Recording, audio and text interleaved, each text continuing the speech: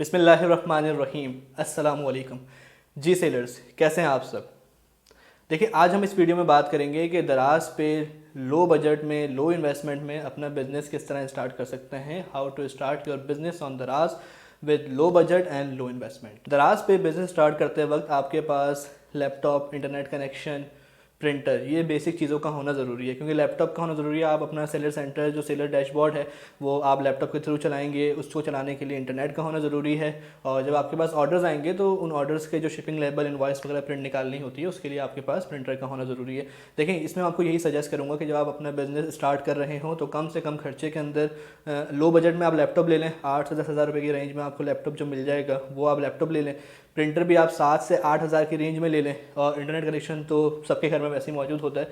तो इन चीज़ों से आप अपने बिजनेस को स्टार्ट कर सकते हैं। देखिए, फर्स्ट ऑफ ऑल तो आपको दराज पे अपना सेलर अकाउंट क्रिएट करना होगा। वो किस तरह क्रिएट करते हैं वो वीडियो आपको इस चैनल पे मिल जाएगी। आई बटन और डिस्क्रिप्शन में हम उसको ऐड कर देंगे। और उसके बाद जब आप अपना सेलर अकाउंट क्रिएट करते हैं तो आपको पैकेजिंग मटेरियल ऑर्डर करना पड़ता है ताकि आपकी शॉप लाइव हो सके। देखिए, ये हो गई बेसिक चीज़ें कि दराज पे अपना सेलर अकाउंट क्रिएट करने के लिए नेट, इंटरनेट कनेक्शन, लैपटॉप और आपका प्रिंटर और पैकेजिंग मटेरियल और आपका सेलर अकाउंट का लाइव होना।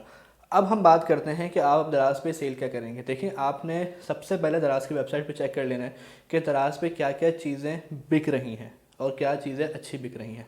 अच्छा, इसमें एक सजेशन ये है कि ज़रूरी नहीं है आप वही प्रोडक्ट्स को सेल करें जो दराज पे ऑलरेडी सेल हो रही हैं या वो प्रोडक्ट्स टॉप सेलिंग है। आप जब पहले दराज को अच्छे से देख लें तो आपको अंदाज़ा हो जाएगा दराज पे क्या क्या बिक रहा है और क्या क्या नहीं बिक रहा। उसके बाद आप अपनी जो लोकल होलसेल मार्केट्स हैं उनका विज़िट करें। जैसे कि लाइट हाउस है, जामा क्लॉथ है, उसके बाद आपके पास बोल्टन मार्केट है। इस तरह की आप मार्केट्स का विज़िट करें। सदर में आप आ जाएँ तो यहाँ बोरी बाज़ार है। ज़रूरी नहीं कि होलसेल मार्केट्स में, आप रिटेल मार्केट्स का भी विज़िट करें। क्योंकि रिटेल मार्केट्स में भी आपको कुछ ना कुछ कहीं ना कहीं होलसेलर्स मिल ही जाते हैं। आप वहाँ ऐसी प्रोडक्ट्स देखें जो आपको लगे कि ये प्रोडक्ट दराज पे नहीं है, लेकिन अगर मैं ये प्रोडक्ट्स दराज पे लॉन्च करता हूँ तो इसके सेल होने के चांसेस बहुत ज़्यादा हैं। अपनी आपको थोड़ी कॉमन सेंस और इस तरह की चीज़ें यूज़ करनी होगी जिससे आपको आइडिया हो कि ये प्रोडक्ट दराज पे बिक सकता है या नहीं बिक सकता।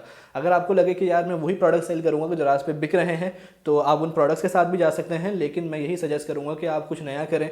आप छोटी छोटी प्रोडक्ट्स देखें। मैं आपको यही कहूँगा कि ऐसी प्रोडक्ट्स जिनकी जो प्राइस 50 से लेकर 100 के दरमियान आपको परचेजिंग कॉस्ट आए, उन प्रोडक्ट्स के ऊपर से आप अपना काम स्टार्ट करें। ताकि अगर वो खुदा ना खास्ता नहीं भी बिकती या वहाँ आपको लॉस भी होता है तो आपको ज़्यादा रिस्क फैक्टर नहीं है, ज़्यादा उसमें लॉस नहीं होगा। ऐसा ना करें कि आप आते के साथ ही बड़े आइटम्स पे, गैजेट्स के ऊपर, एयरपोर्ट्स के ऊपर आप आके काम करना शुरू करते हैं तो वहाँ आपको लॉस हो गया तो वो लॉस बहुत ज़्यादा हो सकता है। हज़ारों में नहीं बल्कि लाखों में भी आपको एकदम लॉस हो सकता है, जो कि आप स्टार्टिंग में बियर नहीं कर पाएंगे।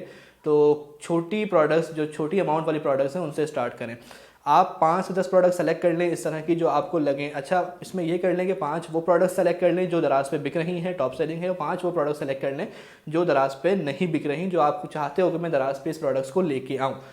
ठीक है। आप अब जब आप वो 5 प्रोडक्ट ऐसी जो दराज पे नहीं बिक रही वो सेलेक्ट कर रहे हैं तो आप जब मार्केट में जाएं जहां आप जिससे वो प्रोडक्ट को सोर्स कर रहे हो, आप उस बंदे से बात कर लें कि भाई अभी मैं इसके 10 पीस 20 पीस 50 पीस ले रहा हूं, लेकिन अगर मेरा प्रोडक्ट बिकना शुरू हो गया तो मैं इसकी ज़्यादा क्वांटिटी लूँगा, तो क्या आप मेरी इस क्वांटिटी को फुलफ़िल कर पाएंगे। अगर वो कहते हैं जी मैं कर पाऊँगा, तो आप उस प्रोडक्ट को लॉन्ग टर्म विजन के अंदर अपने पास सेट कर सकते हैं कि मैंने इसको रैंक करवाना है। अगर वो नहीं आप कहता तो आप उस प्रोडक्ट को, अगर आप चाहें तो लाएँ, सिर्फ उस क्वांटिटी को बेच दें और फिर अगली प्रोडक्ट को ले आएँ। लेकिन अगर वो आपको कहता है कि ठीक है आपको मिलती रहेगी, तो आप उसको एज अ लॉन्ग टर्म उस प्रोडक्ट को आप चला सकते हैं। अच्छा, जिन कैटेगरीज में आपने प्रोडक्ट्स देखनी है वो कैटेगरीज हैं, किचन एंड डाइनिंग की कैटेगरी है, पार्टी सप्लाईज़ है, DIY जो डू इट योर सेल्फ होती हैं वो है, मोबाइल एसेसरीज़ हैं। मतलब ऐसी कैटेगरीज जिसके अंदर छोटे आइटम्स हैं, जो गैजेट्स होते हैं, क्राफ्ट एंड स्टेशनरी, इसके अंदर जो गैजेट्स हैं, एसेसरीज़ हैं, छोटे छोटे आइटम्स, उसके अंदर आप जाके देखें और वो आइटम्स को इंट्रोड्यूस करवाएं दराज पे। तो आपके पास वो प्रोडक्ट्स जो बिल्कुल न्यू होता है तो दराज का एल्गोरिथम उसको पिक करता है और उस पर सेल्स आने के भी बहुत ज़्यादा चांसेस होते हैं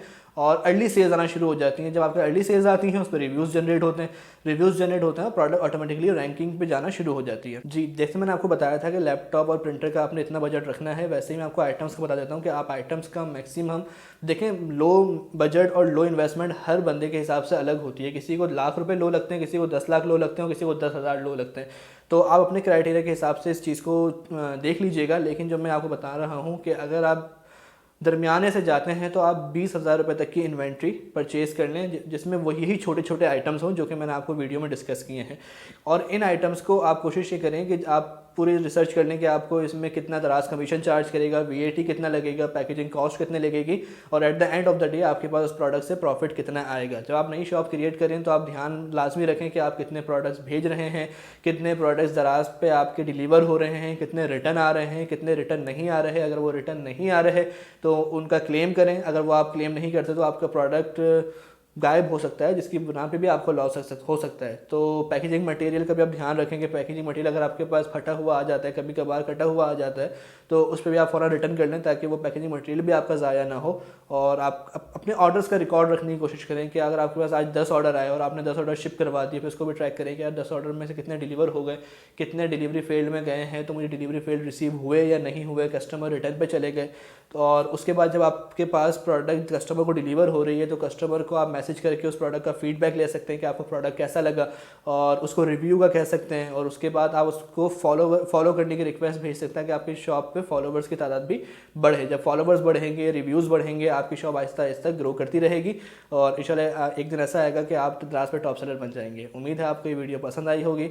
और आप कोई क्वेश्चन है आपको इस हवाले से या किसी भी हवाले से दराज पे काम करने के लिए, तो आप कमेंट सेक्शन में अपना क्वेश्चन बता सकते हैं। हम अपना जवाब देने की पूरी कोशिश करेंगे। मिलते हैं आपसे अगली वीडियो में, जब तक अपना ख्याल रखें। अल्लाह हाफिज़।